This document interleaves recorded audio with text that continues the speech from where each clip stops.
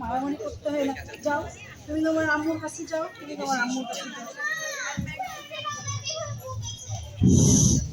কি হচ্ছে রে? ভালো করে কথা বুঝতে পারছি না।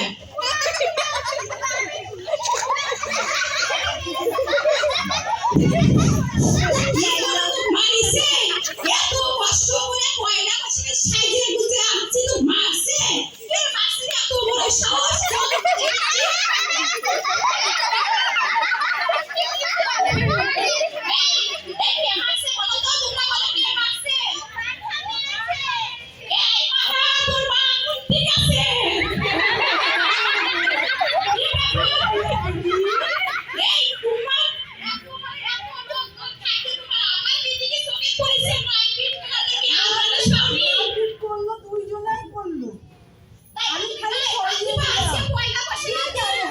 তোমার মেয়ে যা বলবে তাই তুমি শুনবা?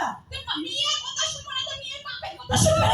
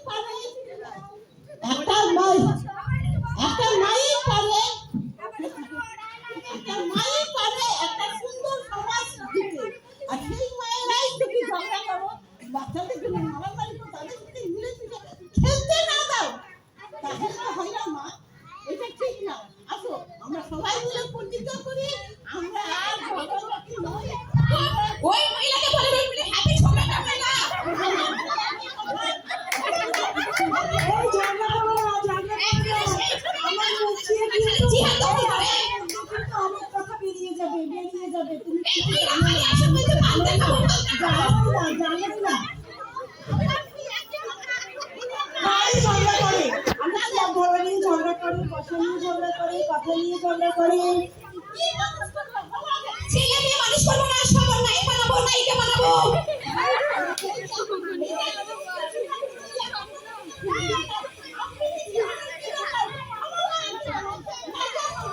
ঝগড়া করে নাইকে মন মেজাজে নষ্ট হয়ে যায়।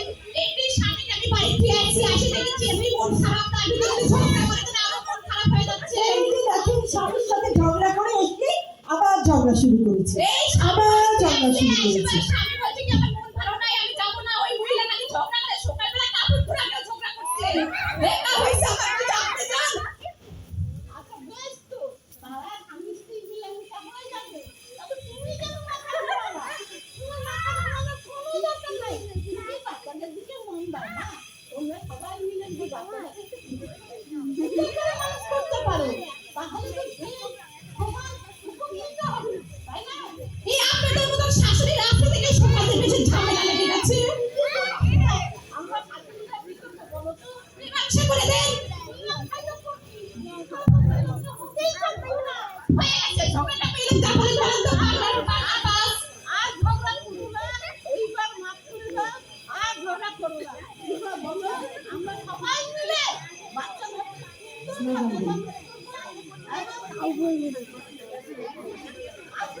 আমরা সবাই মিলে